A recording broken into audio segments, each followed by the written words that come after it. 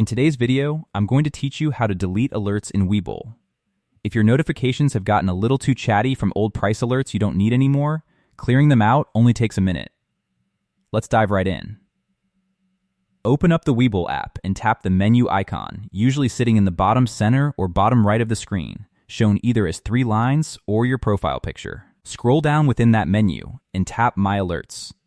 This pulls up every alert you currently have set, organized by whichever stock or asset it's attached to.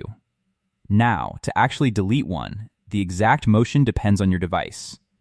On iOS, swipe left on the specific alert you want gone, and a delete button will appear. Tap it. On Android, instead long press on the alert, and a small menu or trash can icon will pop up, so tap that to remove it. Either way, if a confirmation prompt shows up afterward, go ahead and confirm to finish removing it. Quick alternative worth knowing: if you're already looking at a specific stock's detail page, you can usually find and manage its alert directly from there too, without needing to go back through your full My Alerts list first. One more genuinely useful tip, especially if you were only planning to delete an alert because it's not quite right, rather than because you don't want it at all, tap directly on the alert itself instead of swiping or long pressing, and it opens its settings instead of deleting it.